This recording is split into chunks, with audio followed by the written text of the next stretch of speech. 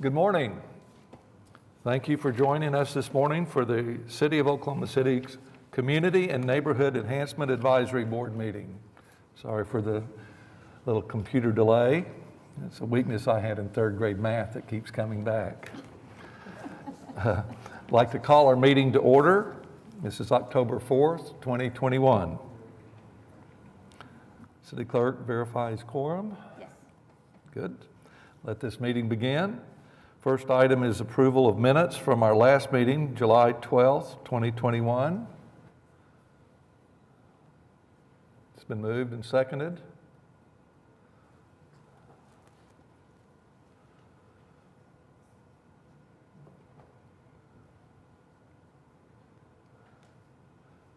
Very good. Motion passes. Item 3, items from consideration, street resurfacing project. Morning. I apologize to ask you all for a delayed start to today's meeting. We had a hiccup compiling the agenda on Friday, and it caused us to push beyond the 24-hour requirement for posting. As always, we truly appreciate the board's commitment to serving the interest of the citizens of Oklahoma City and your assistance in administering the sales tax program. In addition to normal project updates, we have a small budget give back in the resurfacing category and a budget revision in the sidewalk program. We anticipate the larger discussion this month will center on options and costs for the Southeast 59th Street bicycle infrastructure project.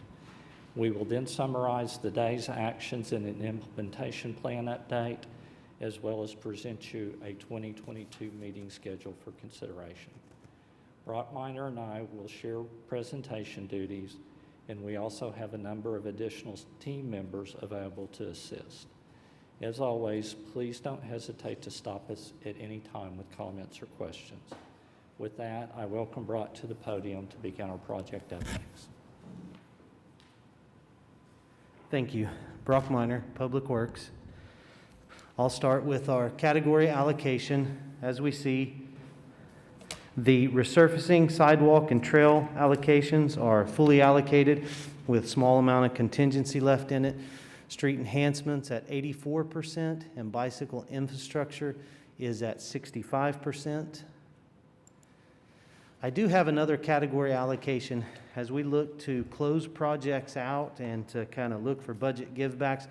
We found a small little error in the sidewalk category, and luckily it proved beneficial for sidewalks, and so that category went from 99% to 96%. So just a little bit of a change there, so we just wanted to go over why that might have changed from the July meeting to today. And like always, stop me if I start talking too fast. And that brings us to item 3A1 in our agenda, and that's our status update. This map shows the spread of all the projects throughout the city that this board has approved, and as you see, most of those projects are complete with a handful still left in construction. This brings us to item 3A2. It's a recommended budget closeout. Like always, when we get projects that close out, we bring those back to you to release that money back into that category. And this is the same, except for it is a touch different.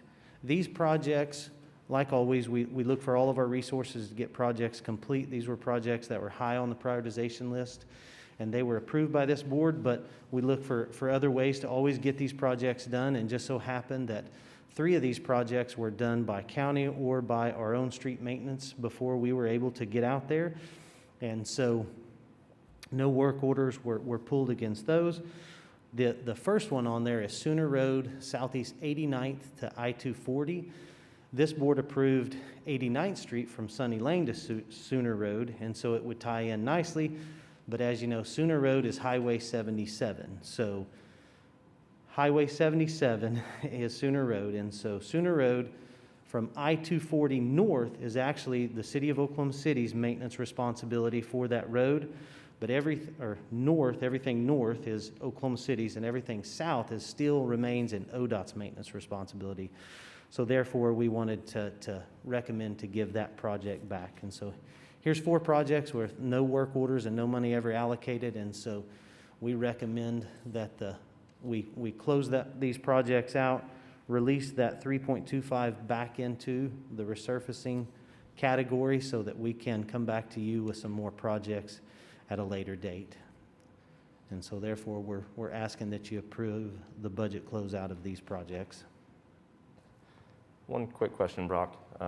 With regard to releasing that portion under ODOT's control, or under ODOT's scope, what's the process for influencing, say, ODOT's priority to get to that area?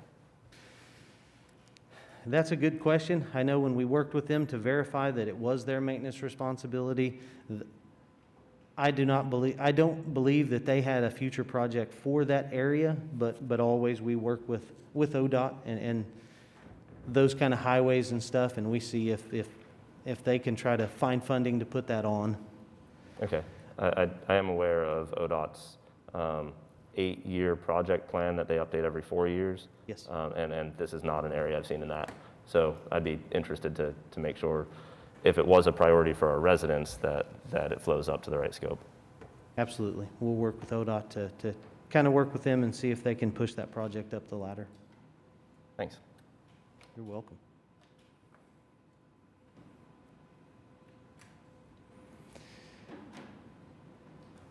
Brock, you said this money that's left over will go back into resurfacing? Correct. The $3.25 million will go back into the resurfacing category, and that'll give us a little more contingency. Our first map that showed the category allocations were really at 100%. So we don't have a whole lot of contingency left over, and this will improve that contingency, but I do believe it'll allow us to look in to the prioritization list and go to the top projects that are unfunded and bring those back as a recommended project for you. Thank you.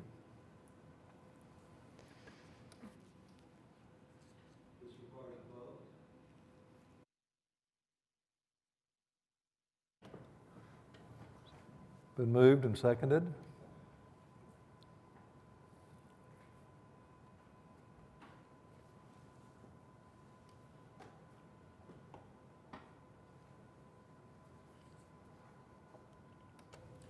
Member Taylor, how would you like to vote?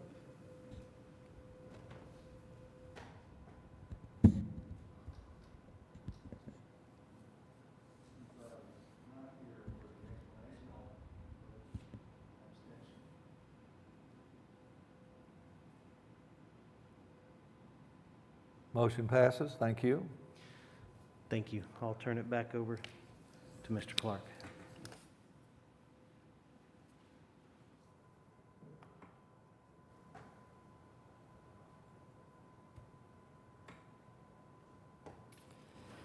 This is item 3B1, Street Enhancement Projects Update. As a reminder, there is $30,800,000 in funding committed to the street enhancement category, and that funding is 84% allocated. The map shows the majority of the street enhancement projects currently in design. The street enhancement project at Northwest 10th in Vermont has been completed, and we anticipate it will be finally accepted by the City Council this month. The street enhancement project for the district at Northwest 39th and Penn started late last calendar year, and we anticipate completion in fall of '21. The project is currently about 55% complete. Easement acquisition has started for the street enhancement project on Northwest 10th between Rockwell and Council, and we expect a construction start this fall. The street enhancement project on Meridian from Northwest 16th to Northwest 23rd is on a similar schedule, with easement acquisition ongoing and construction pending for a fall start. Staff is currently working with district stakeholders in the Plaza District to identify and prioritize their needs and we have targeted your next meeting for the review of a preliminary engineering report. 65% plans for the Paseo and Walker Avenue street enhancement projects were received on August 29th, and they have been submitted for technical review. We anticipate final plans on both projects in November of '21. The additional traffic warrant studies were completed for the Portland 23rd to 36th Street enhancement projects, and an application for 2 signalized intersections and 1 mid-block crossing have been submitted for consideration by the Traffic Commission. 65% plans for the Stockyard Street enhancement projects were received on September 8th, and they have also been submitted for technical review. Final plans on that project are anticipated December 21. The traffic study for the Automobile Alley Street enhancement project was presented to district stakeholders on September 2nd, and we anticipate bringing a preliminary report forward at your next meeting. The Northeast 23rd Street enhancement project is currently being held for a possible future funding increase before moving forward into a detailed scoping exercise with area stakeholders. And lastly, the design contract was approved for Britain Old Town by City Council on September 28th, and the engineer has ordered a survey within the project limits. I'd be happy to try to answer any questions about the status of street enhancement projects. I'll just jump in real quick here. Not really a question, but I was recently biking through the 39th Street district and seeing the way the sidewalks are coming out and giving so much pedestrian space, the way the curbs at intersections are being laid out, it all just looks really great, so I'm really excited for it. Just as a reminder, that will be our first attempt at back-end angled parking, so it will be an interesting process. Yeah. Okay. Just Yes, a sir. question on that project. What was the overall budget for that? 39th Street, the fixed limit of construction, $1,688,625. The big project, I just was wondering, I couldn't remember. Thank you. I'll turn it back over to Brock for an update on the sidewalk projects. Thank you. And this brings us to item 3C1 in our agenda, the status update of the sidewalks. The map shows the majority of the projects complete. We have a couple still in construction. They're pretty close to substantially complete. And the one that has most construction going on is the downtown sidewalks, and it's approximately 50% complete. This board has asked for a map of the downtown sidewalk area, and so we provided that map for you guys. And as you see, downtown is really just a bunch of segments, and so we prioritized those segments, and we took that $1.2 million and we estimated those segments, and we're going to continue going down the prioritization list of those segments until we get as far as we possibly can. And we have an idea how far that money will go, but then we also have a group of potential additions that are prioritized, but we just are waiting to see what the money allows to get there.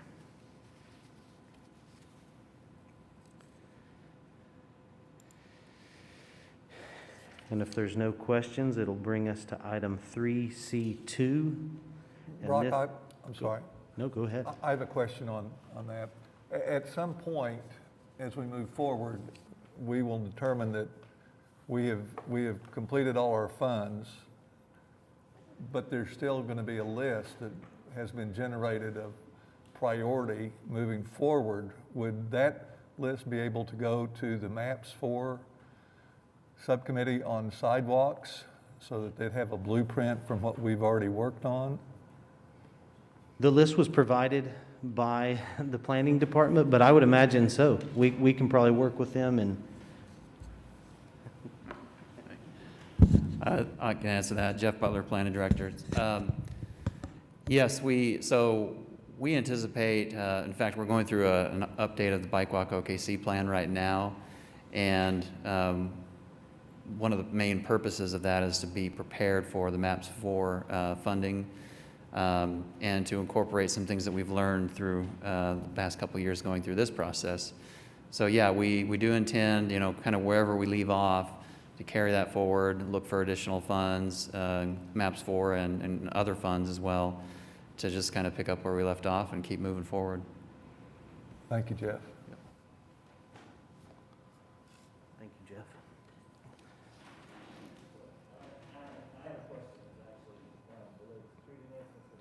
This, but could you tell the status of the Northeast 23rd Street enhancements again? Yes, Mr. Thompson, on 23rd Street, we did kind of an initial, just very preliminary scoping and identified that the budget on 23rd Street probably is not adequate to address the needs of the area. We have chosen to kind of set that project aside. With the volatility really of all markets right now, we do have concern about our project budgets. I think the community was very gracious. We are adequately funded, but we anticipate in the first quarter of calendar year 22 that we'll be able to award 2 contracts by unit price and then 6 more by hard bid. And we feel like at that point we really will have a better feel for where we stand and then can come back and make appropriate recommendations to the board on how to move forward. We think that Northeast 23rd plays kind of a key cog in that discussion. So right now, we just kind of have set that on the back burner after that initial look, but we do anticipate bringing it back to the board. All right, thank you.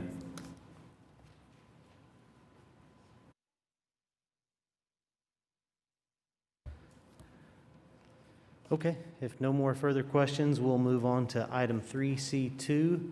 This is a sidewalk project that we're recommending a budget revision. We've brought projects like this before. It's around the Penn and Southwest 44th area. It's a neighborhood that has narrow lots with a lot of steep grades, and so sidewalk projects in these neighborhoods to retrofit that in sometimes becomes a little more expensive because you run into the driveways, and to make them ADA compliant, you do have to rebuild the whole driveway. With the steep grades in the front yard, sometimes we have to put a small curb on the backside of that sidewalk to catch grade. And then also we run into situations where we do need retaining walls. And so for those reasons, the budget increases on these projects. And so that's why we're here asking you to approve a budget revision of $210,000.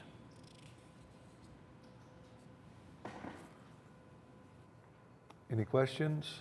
Yeah, would you state the area again that this is? It's Penn and what now? It's in the area of South Penn and Southwest 44th. Okay. Although the maps are kind of small, you can see the area. If I can pull that up. It's in between some green there, between Penn and Southwest 44th in that area. Okay, thank you. You're welcome.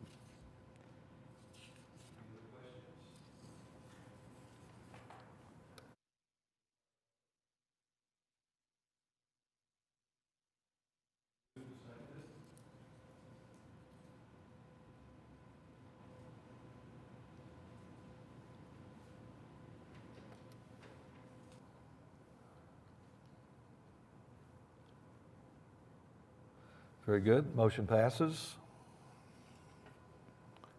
Next item is 3D. Thank you.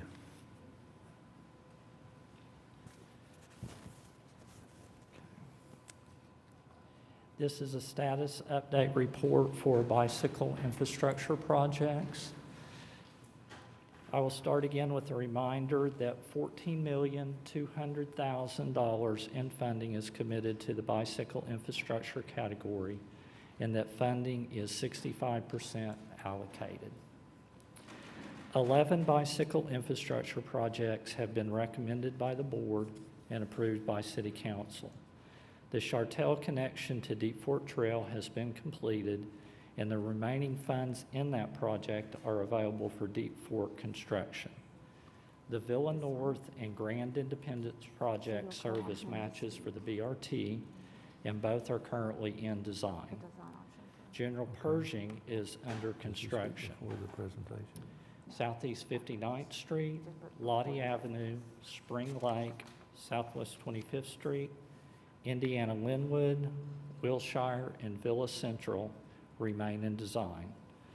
All of the projects still in design will require Traffic Commission's consideration and/or budget revisions to be finished according to their original project limits. If there are no immediate questions, we will transition to agenda item D, 3D2. Michael, Yes, sir. we have a citizen that has signed up, Okay. Mr. Xenophon Warrior. Is this the place that you would like to speak? Yes. Warrior, very good.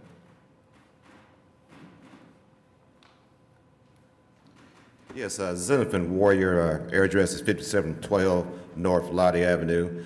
And I just wanted to talk about my approval of this particular projects that are being considered for the bicycle infrastructure listed throughout the particular area. I do live right off of Lottie, and the infrastructure that is proposed there at Lottie from 23rd Street down to 4th Street, and then also the bicycle infrastructure is along Spring Lake Drive. I think it will be an excellent location considering the configuration of those particular sections of the particular roads there with that particular area. So I'm very, very supportive of that. Spring Lake Drive is a wide enough street that it should be easy to be able to accommodate a independent bicycle lanes. And then along with Lottie Avenue also has a wide street with a median that's available in that particular area also. I was so excited about it. I'm just now getting started into bicycling. I've just only done it for a few months now, and my progress of riding bikes is coming a lot faster than my golf game. I can't get out of the 90s with that. But I did have an opportunity yesterday morning, Sunday morning for church, to go ahead and leave out of my driveway and ride down this particular proposed area down Lottie and down Spring Lake Drive. A particular area right there. It's a very easy, smooth ride through that particular area. They're going through a particular section. I think part of this particular bicycle infrastructure is going to connect Spring Lake with Lottie by way of a street called Laird, which is runs north and south between 23rd and 36th and between Lincoln Boulevard and Kelly Avenue. But as I rode through a particular neighborhood, through that particular area, there were many residents outside that kind of waved and were very supportive as I was coming down particular streets area, but that particular section of that particular road. The same thing as when I was going down Lottie Avenue, the few neighbors I saw there for the area. So I really am looking forward to this particular project getting started and completed, and I think it'd be an excellent way of being able to, safe way of traveling through that particular side of town from the north part of that section of Oklahoma City down to the 4th Street near the Washington Park area, particular area for that. So just wanted to voice my support for this, for these projects being approved. Thank you very much, Mr. Warrior. Do we have any questions on bicycle infrastructure status update? No, maybe, I think I'll wait until trails. Okay. Well, we will transition then to item 3D2. Southeast 59th Street was initially presented as an alignment on Southeast 59th from Santa Fe to Air Depot. Traffic volumes and speeds, particularly around I-35, caused staff to recommend an alternate alignment. An alternate alignment starting at Grand and Eastern, traveling south down Eastern to Southeast 59th, and then moving east on Southeast 59th to Air Depot was targeted. Key to this alternate alignment is a tie-in between the Grand Trail on the west and an air depot trail recently approved for MAPS funding that would connect to the Tinker Draper Trail on the east. A preliminary engineering report showing the alternate alignment as a 3-lane roadway section was presented to this board in July, and City Council approved the same preliminary engineering report on August 3rd. This alternate alignment was submitted to ACOG for a funding match, and the application was approved to receive approximately $2.4 million. Because the roadway service on 59th is poor and the intersection infrastructure must be upgraded to achieve ADA compliance, a significant city funding allocation will be required to qualify for the $2.4 million from ACOG. Staff designed, estimated, and considered various configurations and links to the alternate alignment, with total project costs ranging from approximately $4 million to more than $11 million. A 3-lane roadway section featuring a cycle track on the north side of the road on Southeast 59th from Eastern to Air Depot is being presented for your consideration today. Conceptual plan sheets have been provided at your desk, and I will ask staff to help with any technical questions that you have. The design places one bicycle lane in each direction on the north side of the street between the curb and a striped buffer. Where applicable, delineators will provide additional protection for bicycle riders. The available road width on this section of Southeast 59th ranges from approximately 46 feet at the narrowest point to about 51 feet at the largest point. The 2 drive lanes are 12 feet wide and the center turn lane is 11 feet. As the road widens, the first priority will be to add to the buffer until a 3-foot buffer is achieved. The second is to widen the bike lanes to be 6 feet each. And the last is to increase the center lane to 12 feet. In addition to the current budget of $500,000 and the ACOG match of $2.4 million, a budget revision of $2.3 million is necessary to fund this option. The magnitude of this budget revision will impact our ability to pursue all 11 of the bicycle infrastructure projects that are currently approved. Should the board choose to recommend this option, 8 of the approved projects will be fully funded, but that action will leave Indiana Linwood, Wilshire, and Villa Central projects without adequate funding. With respect to these 3 projects, staff would ask the board to consider budget givebacks and other funding opportunities such as grants to finish Indiana Linwood. Remove Wilshire from the sales tax program and allow the Parks Department to fund it separately as an off-road trail rather than an on-street facility. This would be consistent with tying into the new pedestrian bridge over Northwest Expressway on the east and Hefner Overholser Trail on the west end. And then lastly, consider shortening the alignment for Villa Central, perhaps Agnew from Northwest 10th to Oklahoma River, rather than Agnew from Northwest 10th to Southwest 29th. And again, investigate potential funding opportunities. In addition to these decisions on approved projects, staff would like to recommend the Eastern Avenue portion of this alternate alignment be added to the current list for future funding opportunities as well. Our planning department has consulted with ACOG, and the shortened alignment on Southeast 59th from Eastern to Air Depot would still qualify for the full $2.4 million match, provided the city meets its obligations. If the board chooses to not fund Southeast 59th in this configuration, staff has also investigated modifying pieces of Southeast 59th as an off-road trail and a traditional on-road facility, both in varying lengths, again with costs ranging from $4 million to $11 million.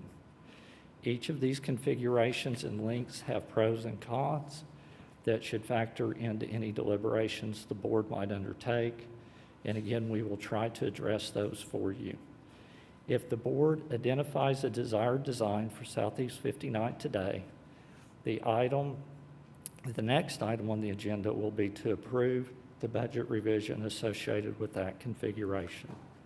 Staff would then bring budget revisions for the other bicycle infrastructure projects to the next board meeting to reconcile the overall project category as described earlier. With that, I will stop at this point and try to answer any questions you might have. I have a few questions. Well, can you explain what you mean by off-road trails and how that would differ from bike infrastructure? So there are a couple of questions that I'm curious about. I don't know if this... so there are a couple of questions I was curious about. One is why that may not be preferable in some of those instances. And then two, just thinking about these three projects that would be impacted. It sounds like one, there are some resources in the Parks Department. So that kind of seems like a no-brainer. But where we would be impacting the scope of these other projects, can you just kind of explain what the difference between an off-road trail versus the bike infrastructure that's being proposed, and why one of those would be a cost savings or maybe preferable? So maybe more than you need, Mr. Thompson, but you stop me, okay? The team really looked at 59th in three different configurations and then varying lengths of each of those. One was kind of traditional bike lanes, one on each side of the street. That was the least expensive option, but where the road section narrowed, you really kind of lost room to do a buffer and a bike lane that the team felt was safe for the bicycle. And that's really kind of where the cycle track idea was born from. Because you move both directions of bicycle travel to the same side of the road, you only need one buffer. Cost goes up a little bit because you need some special signalization to make that safe through intersections. A cycle track isn't something that Oklahoma City has done yet. We're still working on standards, still evaluating it. But again, it was a way to mitigate that narrow section of roadway to some extent. The trail essentially would create a trail off-road. It would move it behind the curb. Preferable for, several reasons. One, it's flat easier for us to maintain. You don't worry about delineators being knocked down, that sort of thing. But cost was probably the biggest negative on that. Property acquisition, and then there were several large drainage structures under the road that would have to be extended out. And again, if the board chose to go there, it's certainly a viable option for several reasons. It just happens to be the most expensive. And I think then, again, maybe circling back to your second question, I think as a team, we don't want to throw in the towel on any of the approved projects. I think Parks being willing to look at Wilshire as a trail that they could fund separately, that was really a win-win for us. I think particularly with respect to the project coming down out of Plaza District and then coming back over to what we would consider the Central Business District, we think that maybe through a combination of project givebacks, grant opportunities, maybe eventually some excess collections, we feel like there would be a potential to come back and pick that project up. And then Villa Central, it really was designed originally as a very long project. We think it would be key to at least get that project down to Oklahoma River. But if we could kind of value engineer it a little bit and then continue to look for those funding opportunities, we just would hate to see it just taken off the list and abandoned. We would like to keep looking for an opportunity to address it. All right, so that is helpful, thank you. So you talked about the river crossing, which, is that the Villa project as well? Yes, Villa Central was originally identified as Northwest 10th all the way down to Southwest 29th. Again, not that we necessarily want to give up on anything, but at least to get it down and connect. If you took it to the Oklahoma River, that would put you connecting at General Pershing and then the river as well. So again, something that we had considered as a team and might bring back to the board for consideration. And it would get, and so we are talking about a down to the river, meaning the ability to cross the river? Yes. Clarify, okay, thank you.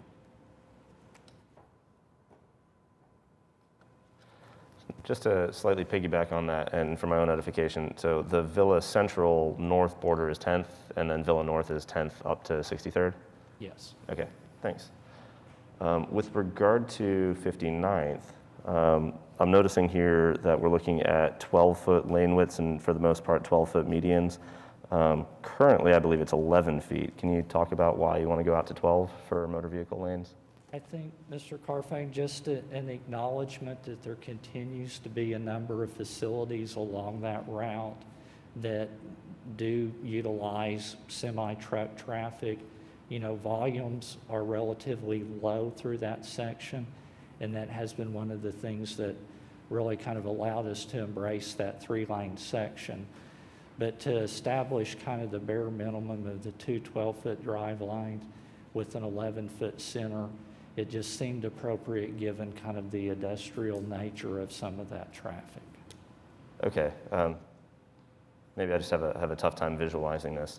So right now with 11-foot lanes, trucks that pass me on my way to work give me plenty of space as they change lanes, and they move back over to the right lane before they eventually make their right turn into their industrial park. To make that right turn from the right lane, they first go out into the left lane and make the right turn.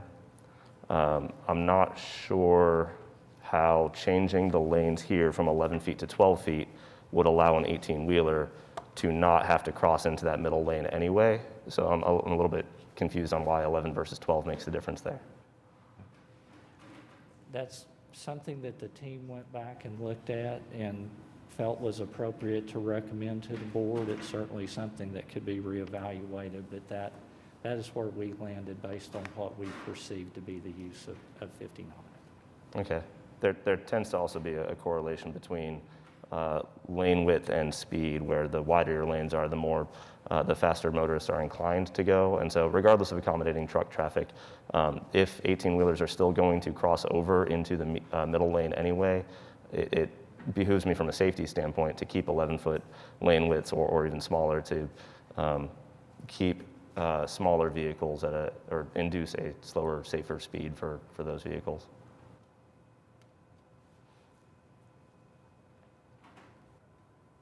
Eric Winger, Public Works Director. So I just wanted to add a couple of additional comments on the lane widths. So we've had our engineers look at the section, and we've gone through several iterations to try to decide what's safe for multimodal transportation on 59th. The most narrow sections are actually at 47 feet. So the lane widths probably do vary somewhere between 12 and maybe slightly down to 11 in those narrower sections. But obviously when you've got 2 lanes in each direction, it gives you a lot more buffering, especially when you have cars that are passing. As we have this buffer that we're taking into consideration for the bike, as we go to a single lane of traffic in each direction, also considering the turning movements in and out of those facilities where a number of them are trucking and heavy industrial. 12 foot is really a safety standard just so that we can ensure that the larger trucks which frequent that area actually will fit within that lane. Trucks are different than, pedestrians and our smaller vehicles that we use just for day-to-day use. I mean, we've got mirrors and oversized loads and different things that are being taken into consideration. We'd like to keep the vehicles in the vehicle lane. We want to make sure we provide safe passage for the bicycle and the cycle track option, which really is the one that's being presented to you today, to provide the most width available and the widest buffer available for bicycles.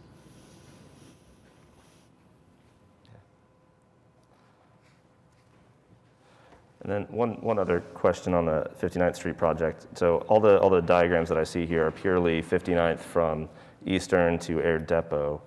Is the plan to also do something similar going Eastern from 59th to Grand? We have done a conceptual design for the eastern leg. And again, maybe back to the question that Mr. Thompson originally asked. We don't believe that we can fund it currently, but we would like to add it to the list and have the board be open to considering future options for funding that piece as well. Okay. We're kind of down just to a situation of how the board would like to recommend their resources. We could go ahead and fund Eastern at this time, but it's just going to reduce then kind of one of those top 8 that we feel like we can get to now.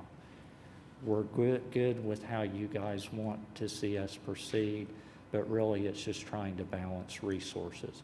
Again, maybe like a Villa Central or Indiana Linwood, we don't want to give up on Eastern. We would like the opportunity to try to fund it as well.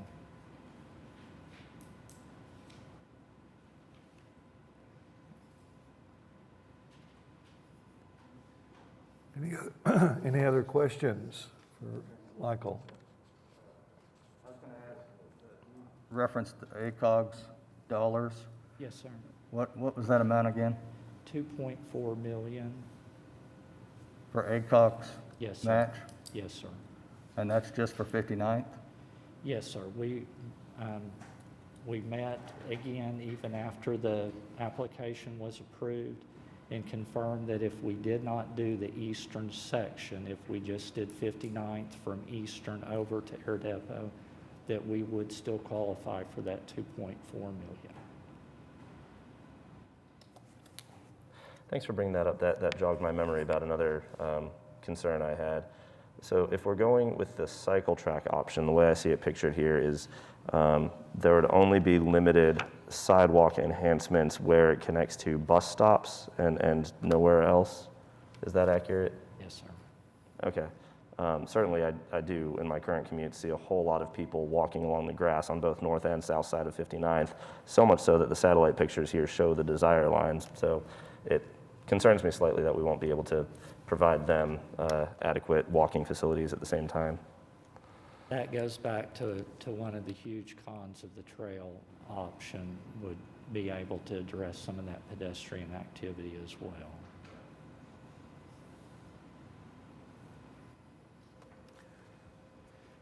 So I did have, I think, one last just general question. So what's driving the cost? Is there like actual paving rework that has to be happened, or is it the I mean, I know the striping, and I know that particularly the green paint, is a business that we all should have went into, but when we started talking about bike infrastructure. But what's driving the cost? You're exactly right, Mr. Thompson. I mean, obviously the paint is a cost regardless of whether it's cycle track or on-road traditional facilities. But you are going to see a resurfacing of 59th Street. Currently it has the micro surface material that if you remove stripe, you stripe over it, then that old stripe reappears again and you just get into a dangerous situation. So 59th would be resurfaced, your intersections would be upgraded.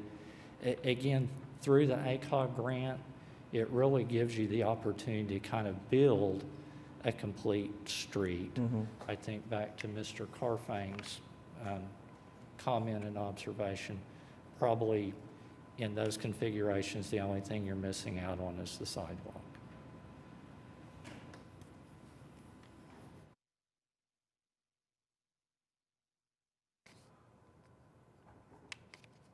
This does require a vote if there are no more questions.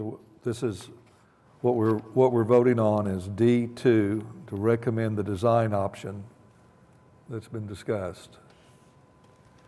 Out of curiosity, before diving into the vote, I know back in July there was a pretty detailed line item breakdown on cost for this project, and I think that was for the bike lanes, one bike lane on each side of the road. I'd be curious if we might be able to also see a line item breakdown for the cycle track option versus the trails option too.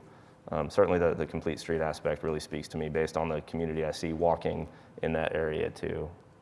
Mr. Carfang, and maybe this doesn't answer your question, but let me try. So the traditional bike lane on each side, the budget for the section that we're talking about today, 59th from Eastern to Air Depot, the estimate was just over $4 million, and that would require a budget revision of just over $1 million. That was the cheapest option that the team looked at. The second option was the cycle track that's being proposed to you today. It had a total cost of $5.2 million, and it takes a budget revision of $2.27. The third is, again, back to the traditional bike lane, but for the full extent, so Eastern and 59th. That cost was $5.4 million, and it would require a budget revision of $2.4. Then number 4, the cycle track for the full length, so Eastern and 59th, that's almost $7.2 million, would require a budget revision of $4.2. And then finally, the trail, we estimated as a full-length project. We didn't look at just 59th, but that full length was just over $11 million, and it required a budget revision of just over $8 million.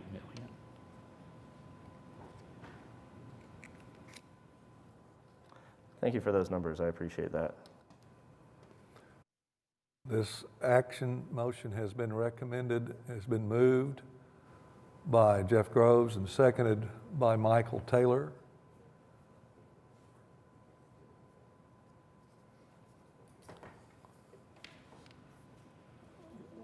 They seem to be, there we go.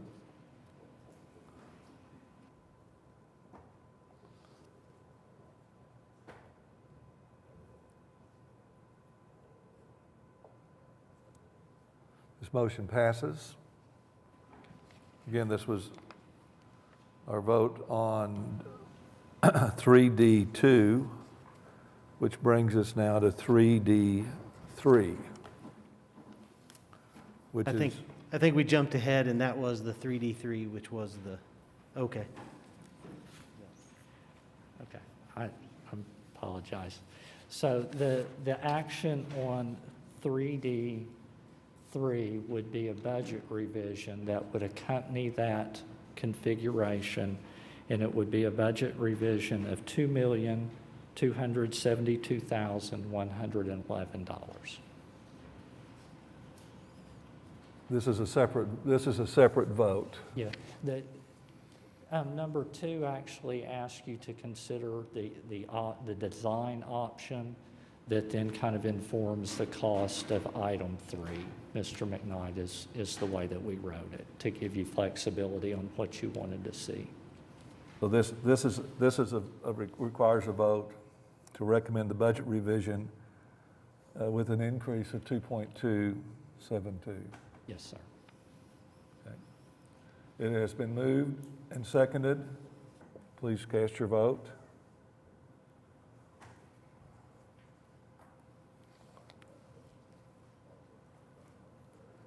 Thank you. That passes. Next item is 3E, trails. And this is our trails status update. Here's the map that we have. As you know, the existing trails that are completed are the Burt Cooper Trail, the Overholster Trail, the Overholster to Hefner Trail, and then substantially complete are the Katy Trail. We're just finishing up some punch list items there. The South River Trail is complete, and in construction is the North River Trail. There's a small segment that we need to complete on that, which it was I-44 bridge construction kind of interfered with some of that, so as soon as they wrap things up, we can get in there and finish what we were doing, and that will be complete.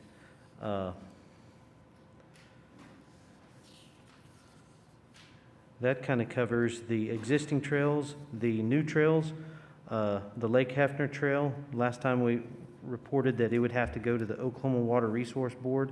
It was put on their agenda and approved, and so hopefully we'll get that project out in construction, bid that project out late this year, early next year, 2022.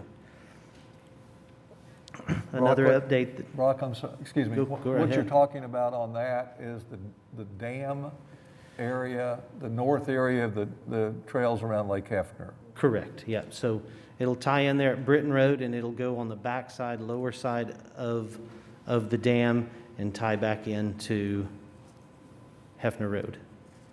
So it'll go on that backside and carry that on through. And the Water Resources Board has approved funding going into that. What you're talking about is a resurfacing project like we had done last year with the south half of the trail. Correct. It'll be brand-new construction.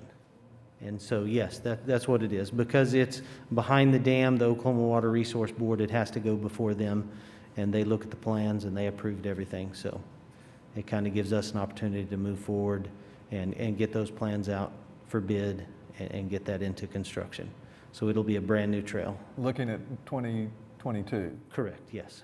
That's a huge deal because that has continued to deteriorate that whole road system. This one won't be on the dam.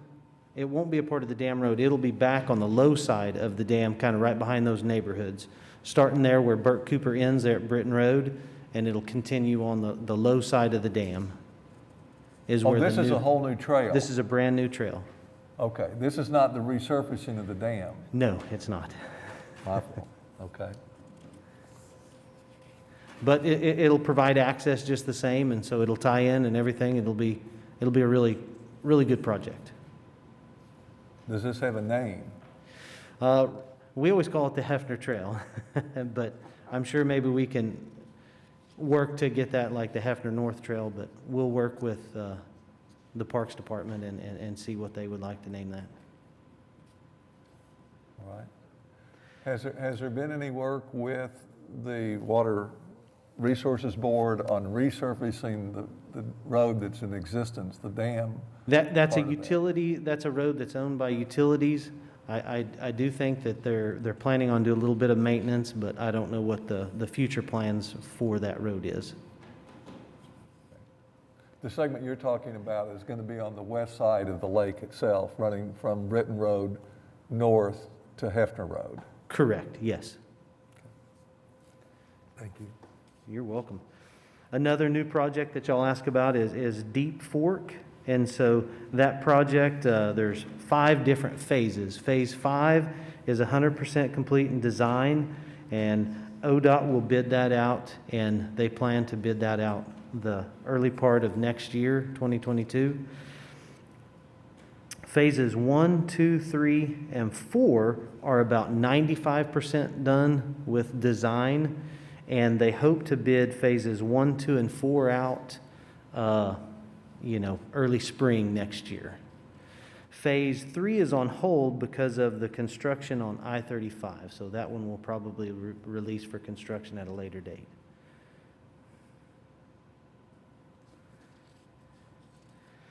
But that kind of wraps up my status report for the trails. If y'all have any questions, I'll do my best to answer them. Brock, on the, I know we've been waiting to get signage put up on the Burt Cooper trails, wayfinding and trail etiquette safety signage. Do you know where we are as far as? My understanding is that the progress is moving forward, doing really good. I tried to get a status of what the progress was, but I failed in that attempt. But I will work with Parks. Usually Brandon's here to save me, but I'll work with Parks and and the project manager that and send you out a status report of that. But I know the construction's moving along really well.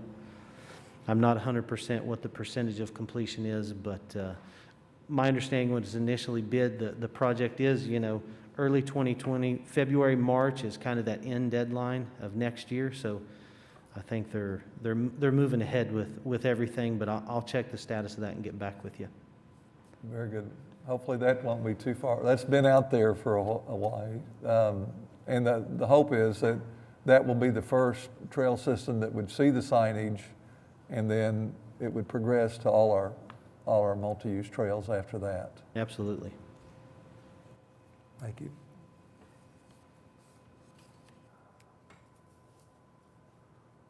If no more questions, I'll turn it back over to Mike for the financial report.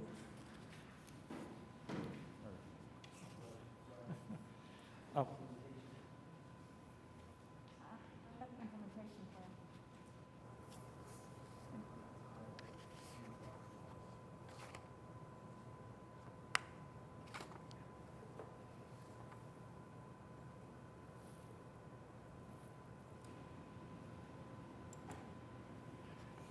okay. I apologize, I don't have a slide in your presentation for implementation plan. 3F1 is the implementation plan update, and it reflects releasing $3,250,000 in resurfacing funds. It then shows a budget revision of $210,000 in sidewalks, followed by the $2,272,111 budget revision related to the 59th Street Bike Project. The total increase is $2,482,111. When you look at the implementation plan, though, because of that give back, it shows an overall credit of $767,889.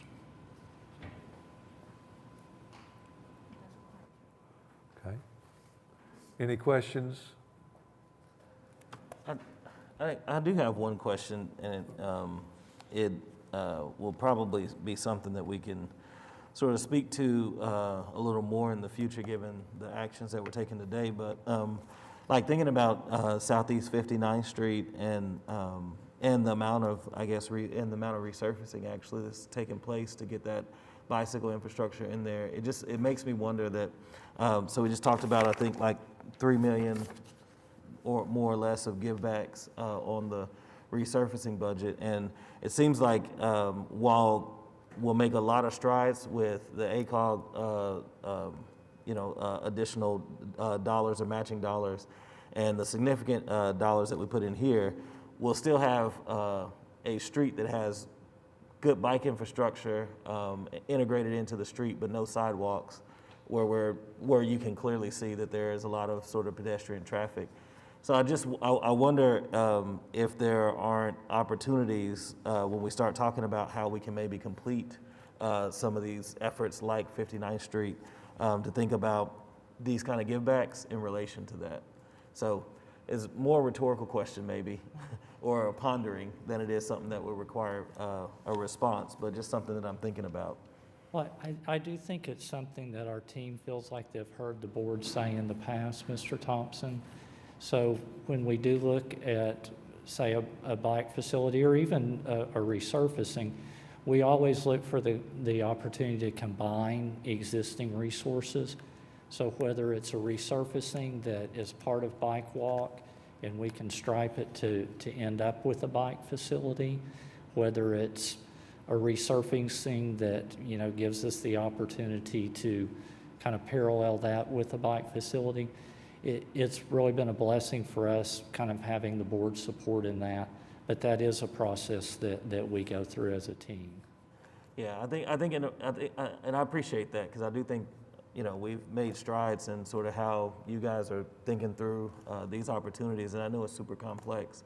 So it's like, it occurs to me though, it'd just be interesting, right, if we had, I think, a net give back of $700-something thousand. So if for as much resurfacing it looks like it's going to take place along 59th, if that was just offset by $750,000, then does that get us, even with these cost overruns and increasing costs, does that get us closer to a solution that also would include, for example, sidewalks, or being able to also get done, so that you don't come in? I mean, when we think about these kind of capital improvements, they take time. They're 5 and 10-year projects, right? So by the time we get back to thinking about sidewalks on Southeast 59th, we may actually be in a position where we're actually reevaluating the use of that street and some of the other facilities. So I'm just really a fan of trying to get as much done to the streets as we can if we know that those needs are out there. And I do think as the board sees, you know, the categories start to be kind of finalized and you see some of those give backs, I do think that the board is going to have maybe a new consideration in the sidewalk category.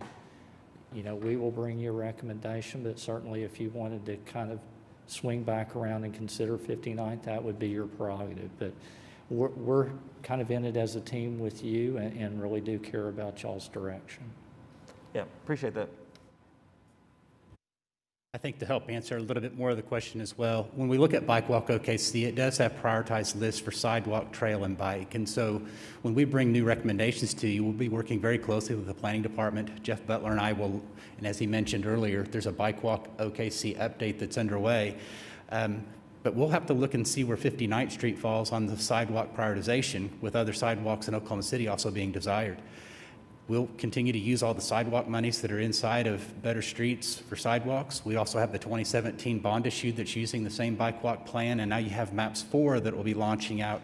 So if this program does not have the opportunity to get to it with its available funds and its categories, there are other programs that will be looking at those too. So just an assertion that we are working from one list, and I do think it's the intent of MAPS 4 that they're going to carry forward what doesn't get completed or any future recommendations that are part of Oklahoma City. Eric, I'm sorry. We talked earlier on the street resurfacing project that there was $3.2 million that was left over. If we're looking for funding for other items like sidewalks, like you're talking about, Mr. Thompson, is it possible to take that money from that category and move to getting the sidewalks done on Southeast 59th? So I don't believe that's possible, at least with the current approval and recommendation from the council. If you recall, when we set up the program initially, it categorized and put a certain amount of money for each project category. We do potentially have an opportunity to look at some interest proceeds and some things that have not yet been assigned. So we might be able to come back to you hopefully in the spring with any excess funds that are in addition to what the program anticipated to collect. And you could then recommend those funds to any of the categories. But at least for the 168 million that was prescribed for street resurfacing, it's still 168 million just based on that very first approval when we reached out. So I do think we're gonna have some opportunity, but I guess I would say this, that money is not being lost. It will go into street resurfacing projects. We're simply just gonna bring more to you. Citizen survey did come in this summer, and street conditions are still the residents' #1 priority in Oklahoma City. So we're using every resource we can to make sure that we improve the quality of city streets. Thank you. So just to sort of follow on the different funding mechanisms in the coming future, I know there's been a whole lot at the federal level that almost seems to change weekly, but are there elements have you looked into elements of the federal infrastructure package to see how that might impact our future project implementations, or is it still too high level at this point? So we are looking at those opportunities too. There's still a lot of research being done on what the project categories are for some of the federal infrastructure dollars. We're obviously working with ARPA funds right now and some project submissions that we're taking care of right now. But yeah, we're going to look at if that opportunity presents itself for Oklahoma City to be able to leverage some additional federal dollars for street resurfacing, sidewalk, trail, bike, any of those things, we'll be looking into that, yes. It's still a little bit unclear about some of those items. So again, when I say that we're researching, there's a staff at Oklahoma City that are investigating that now. I think for anybody watching online, the big takeaway there is there could be very direct impacts to our streets and our quality of life based on that federal infrastructure package. Very good. We're back to our vote on 3F, unless there's any other questions.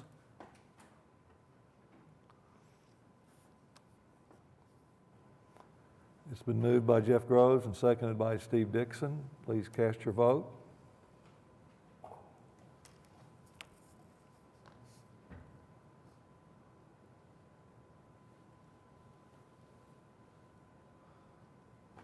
Very good. Thank you. Next item is number 5, financial reports.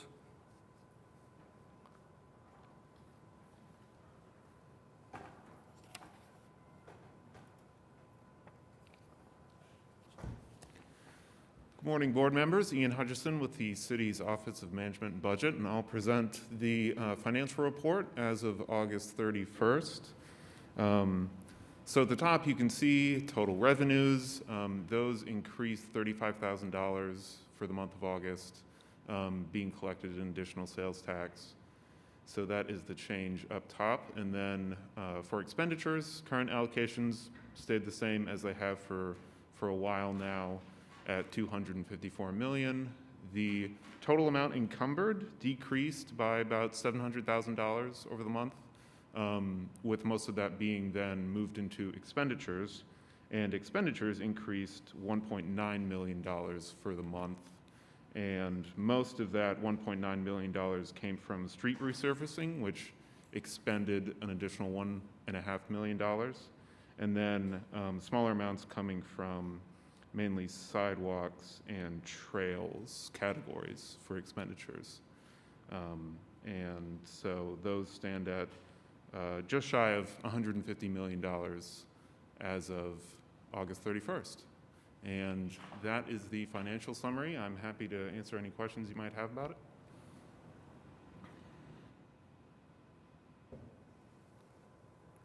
Thank you, sir. Okay, thank you. This has been moved by Sandino Thompson and seconded by Jim LaHue. Please cast your vote.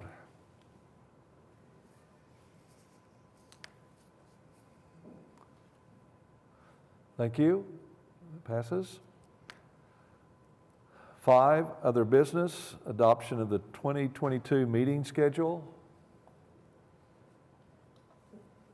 And I did want to tell you guys, this is a life appointment. So it would seem. My mother always worried about me getting life in something, but I think it was it.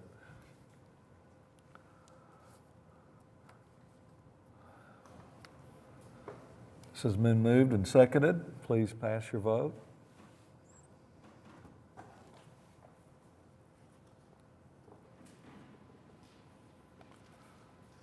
Number 6, Director's Report. That passes. Thank you.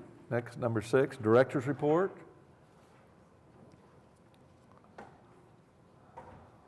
We just wanted to thank you again for your time today. I know that some of these meetings have a lot of items, and I'm glad that you've asked a lot of questions. We're going to continue to work diligently. I think the 2 project categories, as you saw in the financial report, you've seen from some of the updates that we're continuing to press, are the bike and the street enhancements. A lot of work by staff, a lot of work by planning, reaching out, and a lot of stakeholder type meetings. We are looking forward to bringing those reports to you.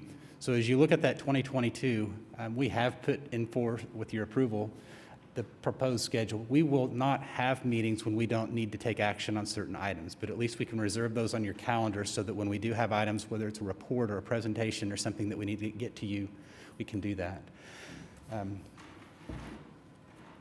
Jeff, update as well. Just want to echo those thanks to you, and thanks for staff for.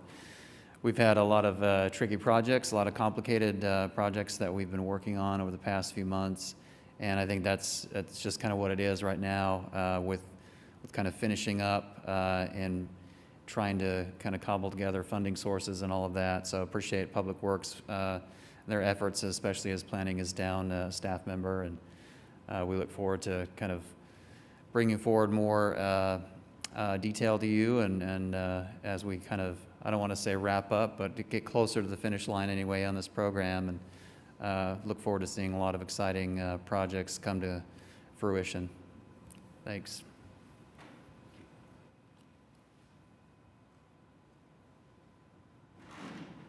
Comments from staff?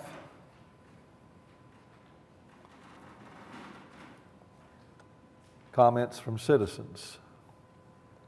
No one else is I think signed. we're good. I'm sorry, I beg your pardon. Comments from board, any comments from our board today? Yeah, always comments from me. So I do appreciate all the trickiness that the staff goes through in evaluating different alternatives for a whole bunch of different projects, as well as synthesizing different funding sources for things. As it's been evident that there's a lot of progress around town. It's really easy to eat at a food truck at Scissortail and see so many bikers biking down Robinson. So that bond project has been one heck of a success, minus a couple of people parking in the bike lanes occasionally. but it's been really cool. Every day it seems I'm seeing more bikers out there. So I think that speaks a lot to the work that this board and especially the staff has been doing. Very specifically, I mentioned 39th Street earlier. The street enhancement looks like it's coming along great, so I really appreciate that. That's only a few miles from my house and definitely an impact to the neighborhood. My route to daycare takes me by Western, and I know it's a bond project that is updating Western between Sheridan and I think 10th for right now for ADA sidewalk compliance and potentially bike lanes coming along. The construction on the curbs are looking really good too. So it's nice to see the progress daily, the engineers out there doing the work, breaking curbs, creating new pavement. And yeah, it's coming along really well. So I just wanted to echo that as well. I have a number of comments that I've gotten from citizens in my neighborhood as well as other neighborhoods, appreciative of the work going on Villa North in particular. There's a lot of excitement about better connectivity to the library that's being rebuilt at Villa and Northwest Expressway, as well as better access to a bunch of my neighbors' shop at Sprouts up on 63rd and May, and the Villa project is going to make their bike commute to get groceries a whole lot easier. So they wanted to express some appreciation for that too. On a different note, the bike lanes along Walker going north from downtown, they're looking really good. I know the pavement, the striping between essentially right outside City Hall up to 6th is looking fantastic. I know there's still a little bit more work to be done with regard to crosswalk paint. And I've certainly appreciated the width of crosswalks that I've been seeing going in downtown. It definitely makes it feel a lot more comforting as a pedestrian. I've gotten some negative feedback about the width of bike lanes between 6th and 10th along Walker. And so I was wondering if you might be able to speak a little bit to maybe Mr. Wenger or Mr. Butler about the discussions about the widths of the bike lanes there, especially as it relates to the gutter and drainage and things of that nature.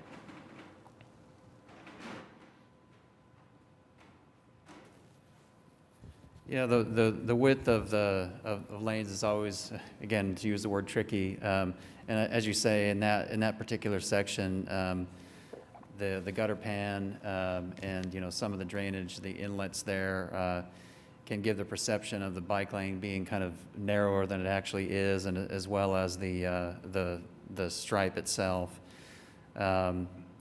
So that's something, it's a challenge that we have on each and every project we look at because it's, depending on what kind of bicycle and your experience level and your comfort level, for some folks that can be not as comfortable of a ride. In some areas in older areas, for example, where we've resurfaced up to the face of the curb, it makes it look a little wider than the standard because you have this asphalt that's the complete width of the bike lane, and that's nice for the cyclist, but it's kind of not standard. So it is tricky, and we're always having those discussions, trying to maximize the width and the comfort level for the cyclist. It also comes down to, ideally maybe we could do some different things with the drainage, but that's hugely expensive as well anytime you mess around with the drainage. So yeah, point taken. I mean, we always, we prefer to have a good, solid 6-foot bike lane, and ideally it would be 6 feet, not including the gutter pan, but we just rarely have that opportunity. And so it often comes down to a kind of a call, well, would it be better just to have a shared facility, or would it be better to have a bike lane? And oftentimes we'll still think that it's often better to go ahead and have a bike lane, as you mentioned earlier, that tends to slow down traffic a little bit with that stripe in there. So yeah, and it depends on the street as well. Walker, and just depending on where you are on Walker, it is a little busier than some other streets where a narrower I guess travel width might be a little easier to do. So I don't know, Eric, if you want to speak to that, or I'll go ahead and let you say a few words. So we've talked about the difficulty in a lot of the bike lanes, and if we had it to do all over again, we would do a project 180 on every street, which we remove all the curbs and remove all the gutters and we start over. But when we retrofit bike lanes into existing infrastructure, I mean, we're having to go through lots of different scenarios to put the best facility in possible. On Walker, it had a bike lane before we actually did the resurfacing project. So it was decided that we should go ahead and replace that bike lane since it existed before and not take it to a shared facility. But we did have that discussion before we actually striped. And the section that has the concern is the narrowest of the sections on Walker. And I think that's something else that maybe a lot of people don't normally see. If you were to go look at Walker, you're going to see that every block width changes. Some are wider, some are narrower, just on those few short blocks between downtown and the hospital. So we're really doing our best to make everything fit within the infrastructure and to meet expectations. There are the challenges that Jeff mentioned with other infrastructure like the drainage, graded inlets and things. We do make sure that we're putting bicycle-safe graded inlets in just in case. As we actually move those forward, you're going to find that we used a wider stripe going back on Walker. Again, we have found with our standards that using wider stripes, especially to delineate between the travel lane and the bicycle lane, acts as a sort of buffer without a complete buffer. And then we've, of course, restored it with the new bright green bike boxes, making sure that, especially at the intersections and the contact points, those were all upgrades provided to the existing bike lane. But it was chosen to put it back in just as it was and not go to a shared facility in that instance. So we had a continuous bike lane for the full length. So. Okay. I do appreciate the thicker white border of the bike lane. That definitely seems to enhance visibility and separation. I think the feedback that I was getting, I think there may have been an email with Stuart Chai where Stuart had his tape measure out. And as the road width, the curb to curb width narrows as you go further north, the motor vehicle lane maintained 11 feet, which I know is the city standard, while the city standard of bike lane, I think I've seen 5 feet in the design manual, was sacrificed to maintain the motor vehicle lane width of 11 feet, as opposed to potentially tapering it down. FHWA has guidance for local streets of 9 to 12, and so there might be some wiggle room.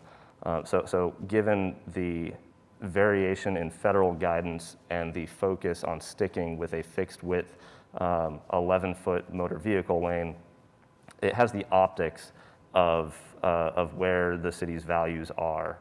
In terms of making better streets for a safer city, maintaining the lane width of our bike lanes that were before isn't really an enhancement. And you know, I'm still going to bike there. I'm one of the, as typical classifications go, the strong and fearless rider, even with my cargo bike, even with my daughter riding in it, even with my dog in the trailer. And it is tough to stay in the bike lane in a way that makes drivers comfortable passing me. So I still have drivers, when they pass me, cross the yellow line to allow them to feel comfortable as they pass me while I'm in this narrow bike lane. That has a couple of different impacts. On the one hand, those who are the interested but concerned riders, they're not going to be able to get a meal with their family in Midtown and then go to a show at the Civic Center downtown by bicycle. There are other aspects of maybe the enthusiastic riders would still bike, but they'll be more assertive that when they see the drainage grate, not just the gutter, but the drainage grate that takes away their bike lane, they will merge into traffic well ahead of time for their own safety. Drivers will not see that as a hazard and will be very frustrated as to why the bicyclist is not biking in the bike lane that the city has paid so much money to do. I have been shouted at by a number of drivers about exactly this aspect. So it's a situation of essentially inadequate bike infrastructure that bicyclists don't like, and then when it comes to a budget for more bike lanes and more bike connectivity, the bicyclists take some massaging to really understand, here's the actual goal of what we want to do if we could, as opposed to here's what we've done in the past that tends to be kind of inadequate. Same thing with the driver's side. They see bike lanes that bikers aren't using because they're inadequate and think it's a waste of money. So it would be curious if there were other options considered. So narrowing the motor vehicle lane might have been one option. Acknowledging the fact that there are only 2 entrances to businesses along that stretch. One just north of Kong's Tavern. That parking lot has access along 10th Street. one at St. Anthony's Hospital that has parking lot access from 9th Street. There are no other drive entrances other than alleyways along that corridor.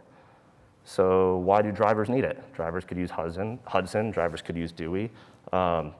Bicyclists going north-south have Robinson for some of it. Streetcar tracks pose a problem. Other options, Chartel for part of it, we're making progress there. But an inadequate bike lane on Walker, as opposed to potentially just closing, add a couple of bollards so that 6th to 10th is bicyclist and pedestrian only, would be another option to consider. Certainly, I feel like the easiest option would be a 10-foot motor vehicle lane and a little bit more room for bicyclists. So the optics and the impacts of inadequate bike infrastructure have some pretty negative ramifications. So I just wanted to echo the emails and comments I've been getting. Yeah, much appreciated, and you make some really good points, and I think as we go forward, in fact, that whole issue of kind of not sacrificing the bicycle lanes is what, as I mentioned earlier, that's what we spend a lot of time trying to figure out, trying to optimize. But also as we move forward, and we're, I guess, phase 2, we're learning as we go right now, and we have certain standards, and I think that as we go forward, we want to revise those as we gain experience like this, especially as we hear from users that feel like, hey, maybe is there something different we can do? And like Eric mentioned, it's really challenging to retrofit when you have limited funds to do that, but as we move forward and, plan for the next phase of infrastructure, knowing now what we do, we can plan for a little additional funds where necessary. I think now, when we look at these streets that we're going to be doing in the future, we're going to have a much better idea of, okay, well, what can we actually do there? How much money do we actually need?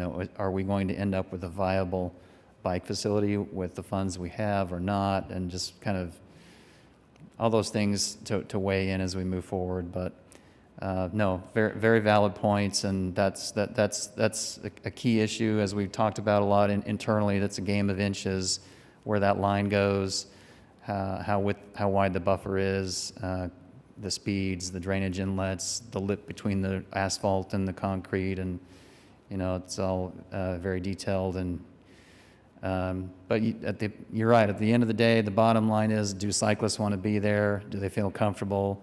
The kind of the average cyclist that's not an expert are they comfortable being there? And that's what we're striving for. Yeah. One of the end users I think about pretty heavily. On National Bike to Work Day, there was a ride from a couple of neighborhoods that met up at Mesta Park and then came down to this area for a big celebration with Junction Coffee and some other events. And it was a really awesome day. The highlight for me wasn't so much my daughter in the cargo bike, she's used to it. There's a 3-year-old who has a BMX bike and getting into some of the entertaining pump track facilities that we have downtown. But he was able to pedal himself from Mesta Park to downtown and eventually ride back, accompanied by his mother and a whole bunch of other riders who were happy to escort and make sure it was safe the entire way. Now, certainly there's a big movement of, I think the phrasing is streets from 8 to 80, supporting age 8 all the way up through age 80, and age 3 is certainly an exception there. But I think about where my daughter's going to be going to school, the amount of exhaust that's used while idling in the chaotic traffic that is the school drop-off and pickup line, versus the amount of bikes and families on bikes that I see around Gatewood, around Mesta Park, around Heritage Hills, around downtown, around the near northeast side, that bike as families, at least on the weekends. And if we're thinking about the Walker facility being absolutely awesome, going right by John Rex, that would be a perfect user to think about in designing the infrastructure for, as opposed to the more gung-ho types of riders. So those are the users and use cases I have in my mind when I try to take perspectives about infrastructure.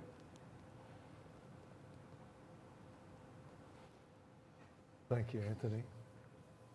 Any other comments from board? Comments from staff? And comments from citizens? I think that concludes our meeting. Want to appreciate all the hard work that the city staff does on this, and greatly appreciate all the board being as involved and being at these meetings. And also appreciation from comments from citizens. Appreciate your comments, Mr. Warrior, and I would give up golf and just stay with the bike.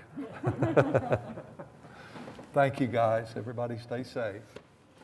We're adjourned.